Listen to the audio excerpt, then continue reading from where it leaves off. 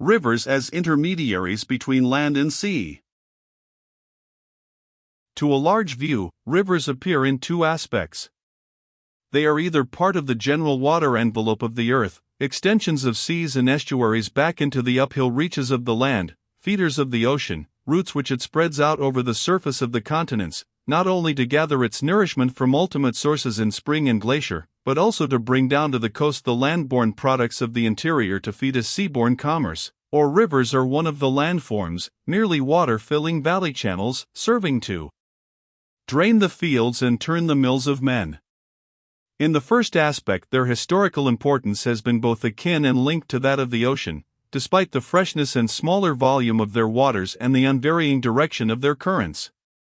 The ocean draws them and their trade to its vast basin by the force of gravity. It unites with its own the history of every log stream and Laurentian or Himalayan forest, as it formerly linked the beaver-dammed brooks of wintry Canada with the current of trade following the Gulf Stream to Europe. Where sea and river meet, nature draws no sharp dividing line.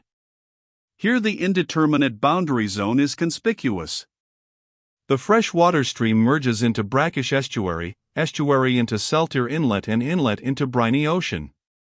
Closely confined sea basins like the Black and Baltic, located in cool regions of slight evaporation and fed from a large catchment basin, approach in their reduced salinity the freshwater lakes and coastal lagoons in which rivers stretch out to rest on their way to the ocean.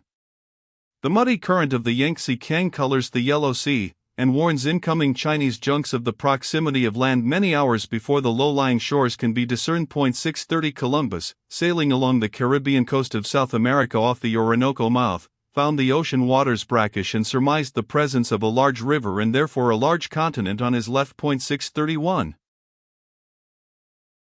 The transitional form between stream and pelagic inlet found in every river mouth is emphasized where strong tidal currents carry the sea far into these channels of the land.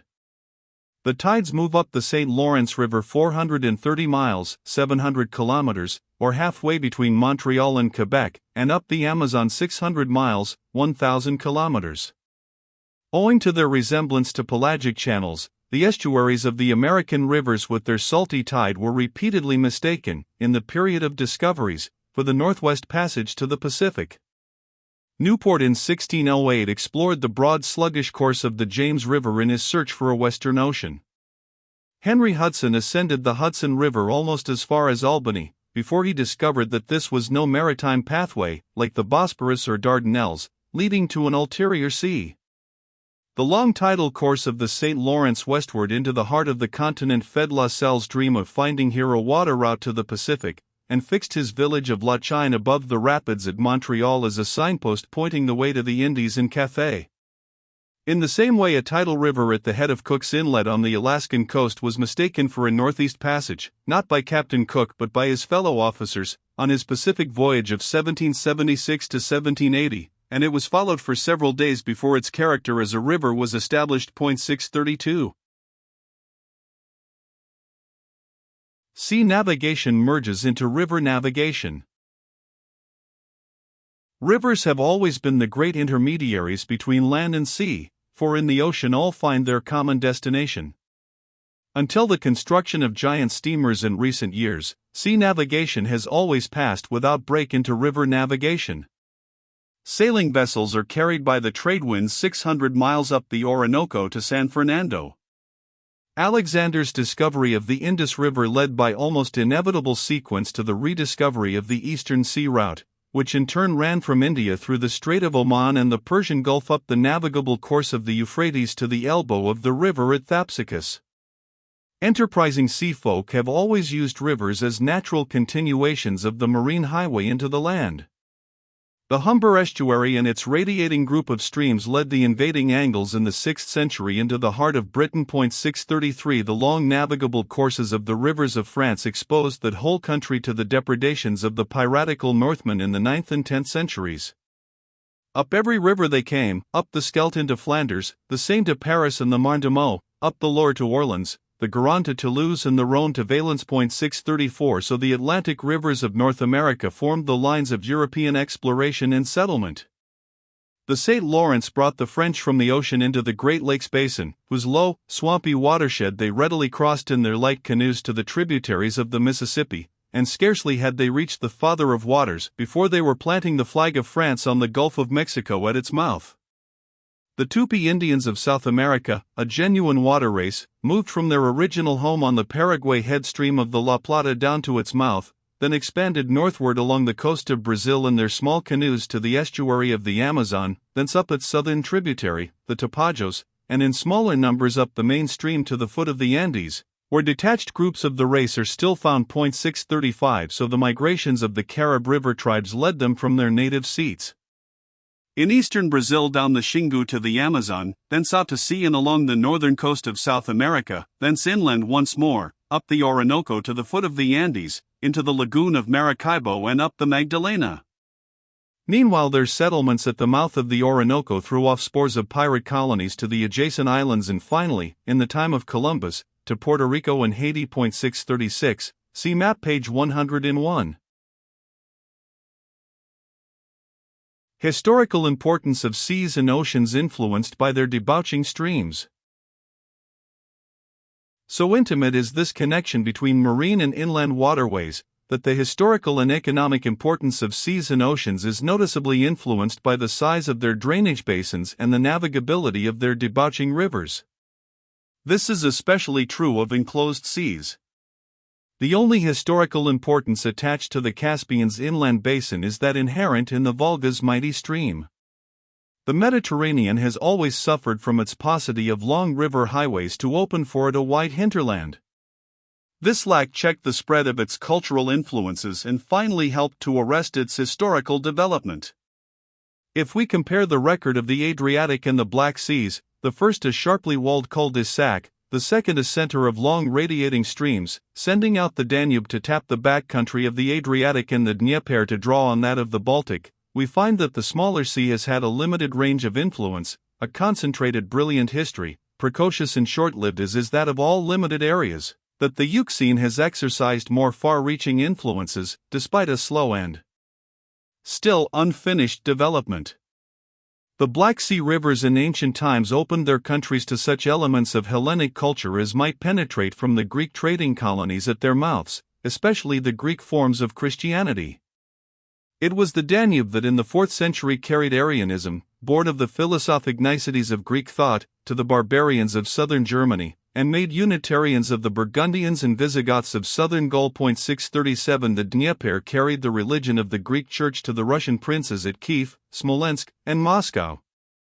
Owing to the southward course of its great rivers, Russia has found the crux of her politics in the Black Sea, ever since the 10th century when the barbarians from Kiev first appeared before Constantinople. This sea has had for her a higher economic importance than the Baltic, despite the latter's location near the cultural center of Western Europe. Baltic and White Sea rivers. In other seas, too, rivers play the same part of extending their tributary areas and therefore enhancing their historical significance. The disadvantages of the Baltic's smaller size and far northern location, as compared with the Mediterranean, were largely compensated for by the series of big streams draining into it from the south, and bringing out from a vast hinterland the bulky necessaries of life. Hence the Hanseatic League of the Middle Ages, which had its origin among the southern coast towns of the Baltic from Lübeck to Riga, prove on the combined trade of sea and river. 638 The mouths of the Scheldt, Rhine, Weser, Elbe, and Thames long concentrated in themselves the economic, cultural and historical development of the North Sea basin. So the White Sea, despite its subpolar location, is valuable to Russia for two reasons: it affords a politically open port, and it receives the northern Dwina, which is navigable for river steamers from Archangel south to Vologda, a distance of 600 miles, and carries the export trade of a large territory. 639 Similarly, in recent years, Bering Sea has gained unwanted commercial activity because the Yukon River serves as a waterway 1,370 miles long to the Klondike gold fields. Atlantic and Pacific rivers. If we compare the Atlantic and Pacific Oceans in respect to their rivers, we find that the narrow Atlantic has a drainage basin of over 19 million square miles as opposed to the 8,660,000 square miles of drainage area commanded by the vastly larger Pacific. The Pacific is for the most part rimmed by mountains, discharging into the ocean only mad torrents or rapid broken streams. The Atlantic, bordered by gently sloping plains of wide extent, receives rivers that for the most part pursue a long and leisurely course to the sea. Therefore, the commercial and cultural influences of the Atlantic extend from the Rockies and Andes almost to the heart of Russia, and by the Nile Highway they even invade the seclusion of Africa. Through the long reach of its rivers, therefore, the Atlantic commands a land area twice as great as that of the Pacific, and by reason of this fundamental geographic advantage, it will retain the historical preeminence that it so early secured. The development of the world ocean will mean the exploitation of the Pacific trade from the basis of the Atlantic, the domination of the larger ocean by the historic peoples of the smaller, because these peoples have wider and more accessible lands as the base of their maritime operations. Lack of coast articulations supplied by rivers. The geographic influence of abundant rivers navigable from the sea is closely akin to that of highly articulated coasts. The effect of the Hardanger or Sogne Fjord, admitting ocean steamers 100 miles into the interior of Norway, is similar to that of the Elbe and Weser estuaries, which admit the largest vessels 60 miles upstream to Hamburg and Bremen. Since river inlets can, to a certain extent, supply the place of marine inlets, from the standpoint of anthropo-geographic theory and of human practice, a land dissected by navigable rivers can be grouped with one dissected by arms of the sea. South America and Africa are alike in the unbroken contour of their coasts, but strongly contrasted in the character of their rivers. Hence the two continents present the extremes of accessibility and inaccessibility. South America, most richly endowed of all the continents with navigable streams, receiving ocean vessels 3,000 miles up the Amazon as far as Tabatinga in Peru, and smaller steamers up the Orinoco to the spurs of the Andes, was known in its main features to explorers 50 years after its discovery. Africa, historically the oldest of continents, but cursed with a mesa form which converts nearly every river into a plunging torrent on its approach to the sea, kept its vast interior till the last century wrapped in utmost gloom. China, amply supplied with smaller littoral indentations but characterized by a paucity of larger inlets, finds compensation in the long navigable course of the Yangtze-Kiang. This river extends the landward reach of the Yellow Sea 630 miles inland to Hanshao, where ocean-going vessels take on cargoes of tea and silk for Europe and America, $6.40, and pay for them in Mexican dollars, the coin of the coast. Hence it is lined with free ports all the way from Shanghai at its mouth to Ichang, 1,000 miles up its course. 641. River highways as basis of commercial preeminence.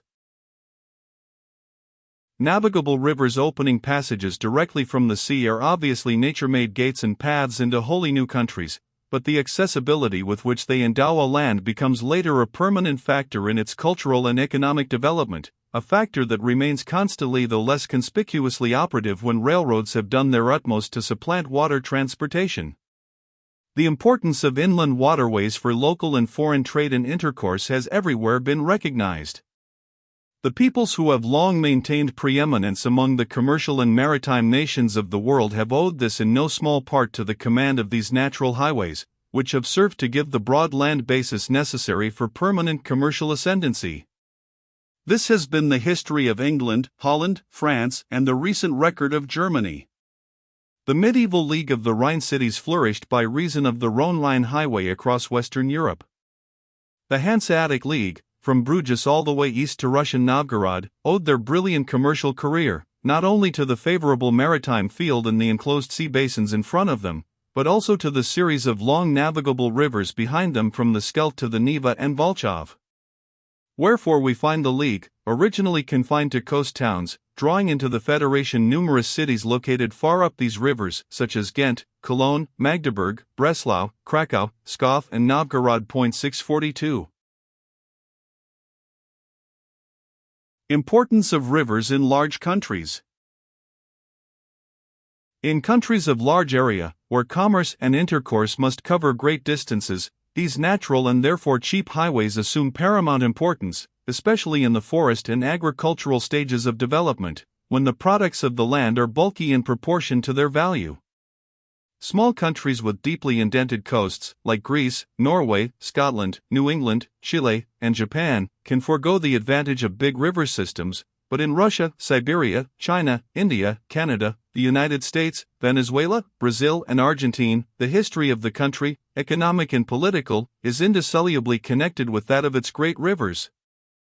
The storm center of the French and English wars in America was located on the Upper Hudson, because this stream enabled the English colonies to tap the fur trade of the Great Lakes, and because it commanded the Mohawk Valley, the easiest and most obvious path for expansion into the interior of the continent.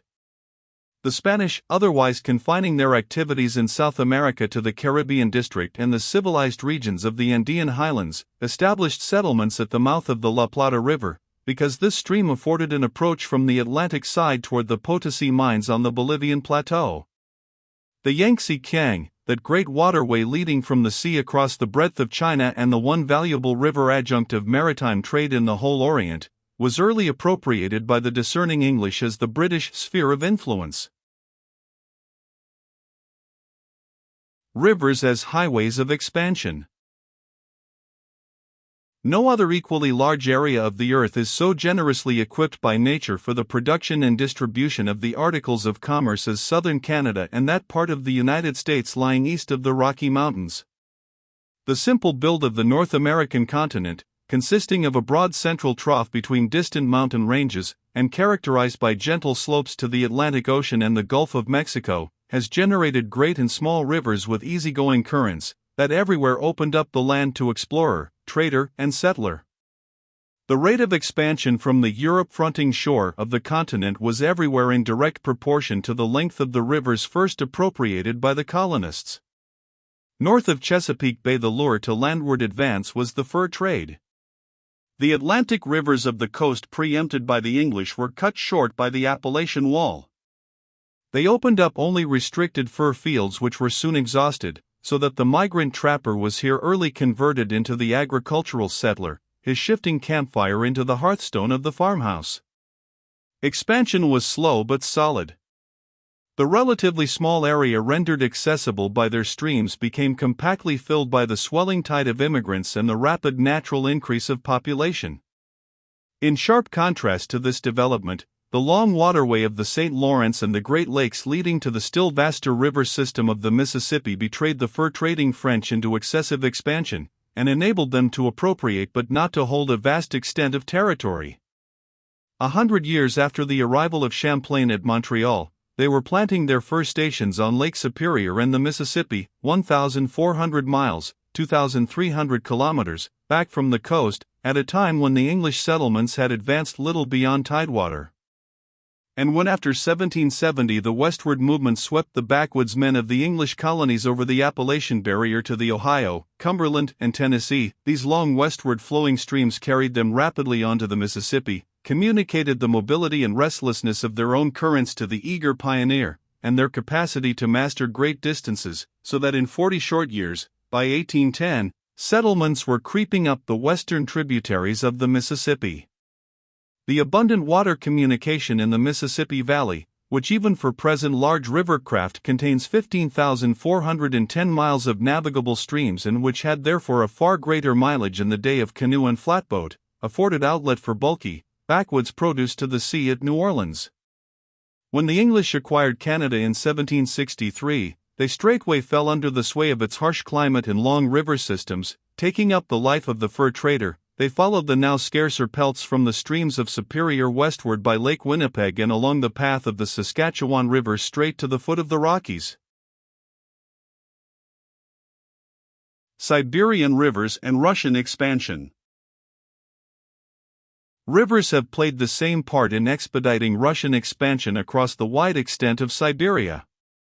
Here again a severe climate necessitated reliance on furs, the chief natural product of the country, as the basis of trade. These, as the outcome of savage economy, were gathered in from wide areas which only rivers could open up. Therefore, where the Siberian streams flatten out their upper courses east and west against the northern face of the Asiatic plateau, with low watersheds between, the Russian explorer and sable hunter struck their eastward water trail toward the Pacific. The advance, which under Yermak crossed the Ural Mountains in 1579, reached the Yenisei River in 1610 and planted there the town of Turochansk as a sort of milestone, almost on the Arctic Circle opposite the mouth of the lower Tunguska, a long eastern tributary. Up this they passed to the Lena in 1627, thence to Bering Sea by the Kolyma and Anadyr rivers, because these Arctic fields yielded sable, beaver, and fox skins in greatest quantity. 643 The Lena especially, from its source down to its eastern elbow at Yakutsk, that great rendezvous of Siberian fur traders, was a highway for trapper and Cossack tribute gatherer. 644 From the sources of the Yenisei and Lake Baikal to the navigable course of the Amur was a short step, taken in 1658, though the control of the river, which was claimed by China, was not secured till 200 years later. 645, see map page 103. As the only highways in new countries, rivers constitute lines of least resistance for colonial peoples encroaching upon the territory of inferior races. They are therefore the geographic basis of those streamers of settlement which we found making a fringe of civilization across the boundary zone of savagery or barbarism on the typical colonial frontier. Ethnic islands of the expanding people cluster along them like iron filings on a magnetized wire. Therefore, in all countries where navigable rivers have fixed the lines of expansion, as in the United States, the northern part of the Russian Empire, and the eastern or colonial border of Germany and Austria, there is a strong anthropo-geographic resemblance in the frontiers of successive decades or centuries. But in arid or semi-arid regions like South Africa, the western plains of North America, the steppes of Russian and Chinese Turkestan, the river highway motif and expansion is lost in a variety of other geographic and geologic factors, though the water of the streams still attracts trail and settlement. Determinants of routes in arid or semi-arid lands. A river like the Nile, Lower Volga, Irtysh or Indus, rising in highlands of abundant rainfall but traversing an arid or desert land, acquires added importance because it furnishes the sole means of water travel and of irrigation. The Nile has for ages constituted the main line of intercourse between the Mediterranean and equatorial Africa. The Tigris, Euphrates, Indus, and the Niger, where it makes its great northern bend into the Sahara near Timbuktu, 646 attest the value to local fertility and commerce inherent in these rivers of the deserts and steppes.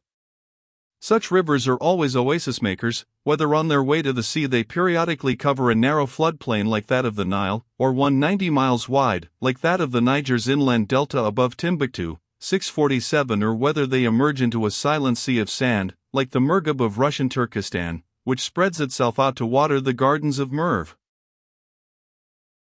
Even where such rivers have a volume too scanty to float a raft, they yet point the highway, because they alone supply water for man and beast to cross the desert tract. The Oxus and Sirdaria have from time immemorial determined the great trade routes through Turkestan to Central Asia.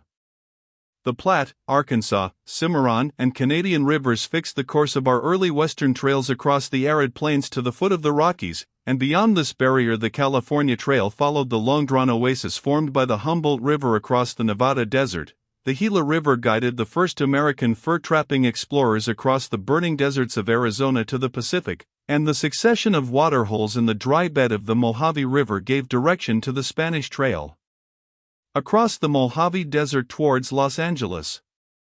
In the same way, Livingstone's route from the Orange River in South Africa to Lake Ngami, under the direction of native guides, ran along the margin of the Kalahari Desert up the dry bed of the Makoko River, which still retained an irregular succession of permanent wells. 648. Wadi routes in arid lands. In the trade-wind regions of the world, which are characterized by seasons of intense drought, we find rivers carrying a scant and variable amount of water but an abundance of gravel and sand. They are known in different localities as wadis, fumares, and arroyos. Their beds, dry for long periods of the year, become natural roads, paved with the gravel which the stream regularly deposits in the wet season. Local travel in Sicily, Italy 649 and other Mediterranean countries uses such natural roads extensively.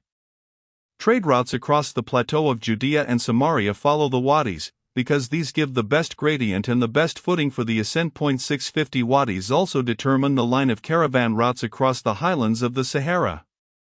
In the desert of southwest Africa, the Kayaseb is the first river north of the Orange to reach the Atlantic through the barrier dunes of the coast. Hence it is drawn to its valley the trade routes from a wide circle of inland points from Otita to Windhoek and Rehoboth, and given added importance to the British coast of Walfish Bay, into which it debouches. 651. But just to the north, the broad dry bed of the Swakop offered a natural wagon route into the interior, and has been utilized for the railroad of German Southwest Africa. Increasing historical importance from source to mouth. The historical importance of a river increases from its source toward its mouth. Its head springs, gushing from the ground, and the ramifying brooks of its highland course yield a widely distributed water supply and thereby exercise a strong influence in locating the dwellings of men, but they play no part in the great movements and larger activities of peoples. Only when minor affluents unite to form the main stream, enlarge it in its lower course by an increasing tribute of water, and extend constantly its tributary area, does a river assume real historical importance. It reaches its fullest significance at its mouth, or it joins the world's highway of the ocean. Here are combined the best geographical advantages, participation in the cosmopolitan civilization characteristic of coastal regions, opportunity for inland and maritime commerce, and a fertile alluvial soil yielding support for dense populations. The predominant importance of the debouchement stretch of a river is indicated by the presence of such cities as London, Rotterdam, Hamburg, Bremen, Bordeaux, Odessa, Alexandria, Calcutta, Rangoon, Bangkok, Hong Kong, Canton, Nanking and Shanghai, Montreal and Quebec, New York, Philadelphia, New Orleans, Buenos Aires, and Montevideo. This debouchement stretch gains in practical value and hence in permanent historical importance if it is swept by a scouring tide, which enables the junction of inland and maritime routes to penetrate into the land.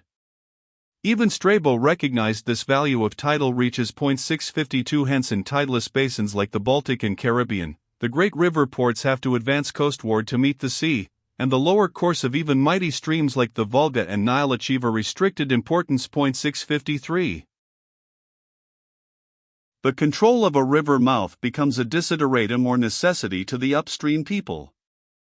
Otherwise they may be bottled up. Though history shows us countless instances of upstream expansion, nevertheless owing to the ease of downstream navigation and this increasing historical importance from source to mouth, the direction of a river's flow has often determined the course of commerce and of political expansion. Location at hydrographic centers. The possibility of radial expansion, which we have found to be the chief advantage of a central location, is greatly enhanced if that central location coincides with a hydrographic center of low relief. The 10th century nucleus of the Russian Empire was found about the low nodal watershed formed by the Valdai Hills, whence radiated the rivers later embodied in the Muscovite domain. Here in Novgorod at the head of the Volchavlada-Ganiva system, Pskov on the Velikaya, Tver at the head of the navigable Volga, Moscow on the Oka, Smolensk on the Dnieper, and Vitebsk on the Duna, were gathered the Russians destined to displace the primitive Finnish population and appropriate the wide plains of Eastern Europe. Everywhere their conquests, colonization, and commercial relations have followed the downstream course of their rivers. The Dnieper carried the Rus of Smolensk and Kiev to the Euxine, into contact with the Byzantine world, and brought thence religion, art, and architecture for the untutored empire of the north. The influence of the Volga has been irresistible. Down its current Novgorod traders in the 12th century sought the commerce of the Caspian and the Orient, and later the Muscovite princes pushed their conquest of the Tartar hordes from Asia. The northern Dwina, Onega, Mezin and Petra have carried long narrow bands of Slav settlement northward to the Arctic Ocean. See map page 225. Medieval Russian trade from Hanseatic Pskov and Novgorod, and later Russian dominion followed the Narva and Neva to the Baltic. The Dnieper made Russia Byzantine, the Volga made it Asiatic. It was for the Neva to make it European. 654. In the same way, when the early French explorers and traders of Canada reached the hydrographic center of the continent about Lakes Superior and Michigan, they quickly crossed the low rim of these basins southward to the Mississippi, and northward to the Rainy Lake and Winnipeg system draining to Hudson Bay. 655 While it took them from 1608 to 1659 and 1662 to penetrate upstream from Quebec to this central watershed, only 9 years elapsed from the time, 1673, Marquette reached the westward flowing Wisconsin River to 1682, when La Salle reached the mouth of the Mississippi. Effect of current upon trade and expansion. The effect of mere current upon the course of trade and political expansion was conspicuous in the early history of the Mississippi Valley, before steam navigation began to modify the geographic influence of a river's flow. The wide forest-grown barrier of the Appalachian Mountains placed the Western pioneers under the geographic control of the Western waters. The bulkiness of their field and forest products, fitted only for water transportation, and the immense mass of downstream commerce called loudly for a maritime outlet and the acquisition from Spain of some port at the Mississippi mouth. For 20 years the politics of this transmontane country centered about the island of New Orleans, and in 1803 saw its dream realized by the Louisiana Purchase. For the Western trader, the Mississippi and Ohio were preeminently downstream paths. Gravity did the work. Only small boats, laden with fine commodities of small bulk and large value, occasionally made the 40-day upstream voyage from New Orleans to Louisville. Flat boats and barges that were constructed at Pittsburgh for the river traffic were regularly broken up for lumber at downstream points like Louisville and New Orleans, for the traders returned overland by the old Chickasaw Trail to the Cumberland and Ohio River settlements, carrying their profits in the form of gold. The same thing happens today, as it also happened 2,000 years ago, on the Tigris and Euphrates. The Highlander of Armenia or northern Mesopotamia floats down the current in his skin boat or on his brushwood raft, to sell his goods and the wood forming the framework of his primitive craft in timberless Baghdad and Basra, as formerly in treeless Babylon. He dries out his skins, loads them on his shoulders or on a mule brought down for the purpose, and returns on foot to his highland village. 656 The same preponderance of downstream traffic appears today in eastern Siberia. Peddlers on the Amur start in the spring from Stratensk, 20-25 miles up the river, with their wares in barges, and drift down with the current, selling at the villages en route, to the river's mouth at Nikolaevsk. Here they dispose of their remaining stock and also of their barges, the lumber of which is utilized for sidewalks, and they themselves return upstream by steamer. The grain barges of western Siberia, like the coal barges of the Mississippi, even within recent decades, are similarly disposed of at the journey's end. 657 The tonnage of downstream traffic on the Ohio and Mississippi today greatly exceeds that upstream. The fleet of 56 coal boats, carrying about 70,000 tons, which the great towboat Sprague takes in a single trip from Louisville down to New Orleans, all return empty. Of the 15,226,805 net tons of freight shipped in 1906 on the Ohio system, 13,980,368 tons of coal, stone, sand, and lumber were carried in unrigged craft, fitted chiefly for downstream traffic. 658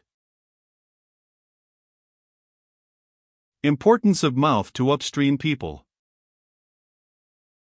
Owing to the strong pull exerted by a river's mouth upon all its basin, current, commerce and people alike tend to reach the ocean. For a nation holding the terrestrial course of a stream, the political fate of its tidal course or mouth must always be a matter of great concern. To the early Westerner of the United States, before the acquisition of the Louisiana country, it was of vital importance whether belligerent France or more amenable Spain or the Republic itself should own the mouth of the Mississippi. Germany, which holds 240 miles, 400 kilometers, of the navigable Danube, 659 can never be indifferent to the political ownership of its mouth, or to the fact that a great power like Russia has edged forward, by the acquisition of Bessarabia in 1878, to the northern Orkilia debouchement channel. 660 Such interest shows itself in sustained efforts either to gain political control of the mouth, or to secure the neutrality of the stream by having it declared an international waterway, and thus partially to deprive the state holding its mouth of the advantages of its transit location. The only satisfactory solution is undivided political ownership. After France pushed eastward to the Rhine in 1648, she warred for 3 centuries to acquire its mouth. Napoleon laid claim to Belgium and Holland on the ground that their soil had been built up by the alluvium of French rivers. Germany's conquest of Schleswig-Holstein in 1864 was significant chiefly because it dislodged Denmark from the right bank of the lower Elbe, and secured undivided control of this important estuary. The Rhine, which traverses the empire from north to south and constitutes its greatest single trade route, gives to Germany a more vital interest in Holland than ever France had. Her most important iron and coal mines and manufacturing industries are located on this waterway or its tributaries, the Ruhr, Mosel, Saar and Main. Hence the Rhine is the great artery of German trade and outlet for her enormous exports, which chiefly reach the sea through the ports of Belgium and Holland. These 2 countries therefore fatten on German commerce and reduce German profits. Hence the Empire, by the construction of the Emden-Dortmund Canal, aims to divert its trade from Rotterdam and Antwerp to a German port, and possibly thereby put the screw on Holland to draw her into some kind of a commercial union with Germany. 661 Heinrich von Treitschke, in his Politik, deplores the fact that the most valuable part of the great German river has fallen into alien hands, and he declares it to be an imperative task of German policy to recover the mouth of that stream either by a commercial or political union. We need the entrance of Holland into our customs union as we need our daily bread. 662. Prevention of monopoly of river mouth. When the middle and upper course of a river system are shared by several nations, their common interest demands that the control of the mouth be divided, as in the case of the La Plata between Argentine and Uruguay, or held by a small state, like Holland, too weak to force the monopoly of the tidal course. The Treaty of Paris in 1856 extended the territory of Moldavia at the cost of Russia, to keep the Russian frontier away from the Danube. 663 Her very presence was ominous. The temptation to giant powers to gobble up these exquisite morsels of territory is irresistible. Hence the advisability of neutralizing small states holding such locations, as in the case of Romania, and making their rivers international waterways, as in the case of the Orinoco. 664 Scheldt, Waal, Rhine and Danube. 665 The Yangtze Kiang mouth, where already the treaty ports cluster thick, will probably be the first part of China to be declared neutral ground, and as such to be placed under the protection of the combined commercial powers. 666 as is even now foreshadowed by the International Conservancy Board of 1910. 667 The United States, by her treaty with Mexico in 1848, secured the right of free navigation on the lower or Mexican course of the Colorado River and the Gulf of California. The Franco-British Convention, which in 1898 confirmed the Western Sudan to France, also conceded the principle of making the Niger, the sole outlet of this vast and isolated territory, an international waterway, and created 2 French enclaves in British Nigeria to serve as river ports. 668. Motive for canals in lower course.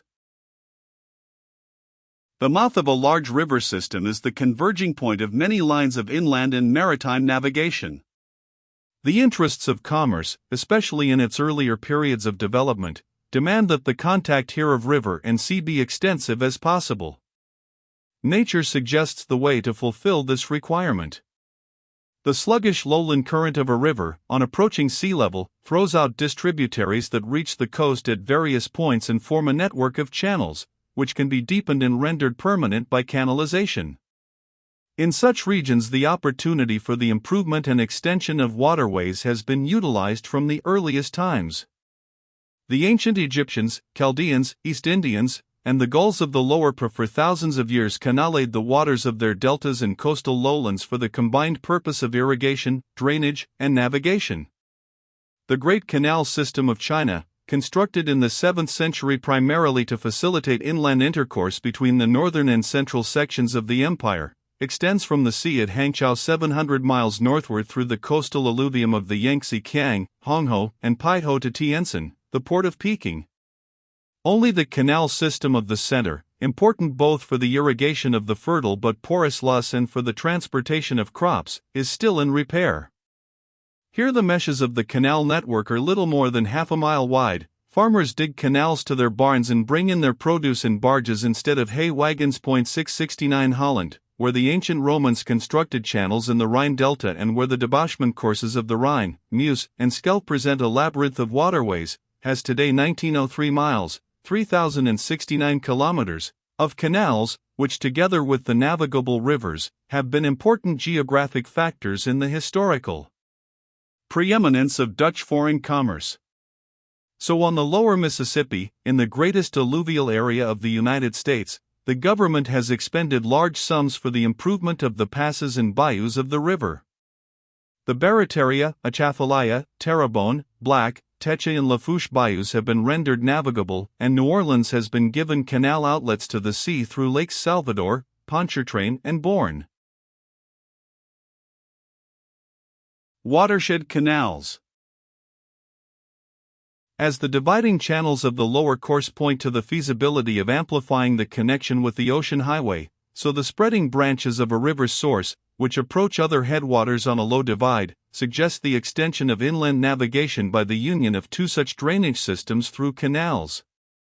Where the rivers of a country radiate from a relatively low central watershed, as from the central plateau of France and the Valdai hills of Russia, nature offers conditions for extensive linking of inland waterways. Hence we find a continuous passway through Russia from the Caspian Sea to the Baltic by the canal uniting the Volga and Neva rivers, another from the Black Sea up the Dnieper, which by canals finds three different outlets to the Baltic through the Vistula, Niemen, and Duna. 670 the northern Dwina, linked, by canals, with the Neva through lakes Onega and Ladoga, unites the White Sea with the Baltic. 671 Sully, the great minister of Henry IV. Of France, saw that the relief of the country would permit the linking of the Loire, Seine, Meuse, Saône and Rhine, and the Mediterranean with the Garonne. All his plans were carried out by his successors, but he himself, at the end of the 16th century, began the construction of the Briar Canal between the Loire near Orleans and the Seine at Fontainebleau. 672 Similarly in the eastern half of the United States, the long, low watershed separating the drainage basin of the St. Lawrence and Great Lakes from that of the Mississippi and the Hudson made feasible the succession of canals completing the great belt of inland navigation from St. Lawrence and New York bays to the Gulf. Albert Gallatin's famous report of 180-8673 pointed out the adaptation of the three low divides to canal communication, but long before this, every line of possible canoe travel by river and portage over swamp or lake-dotted watershed had been used by savages, white explorers and French voyagers, from Lake Champlain to Lake Winnebago, so that the canal engineer had only to select from the numerous portage paths already beaten out by the moccasin feet of Indian or fur trader.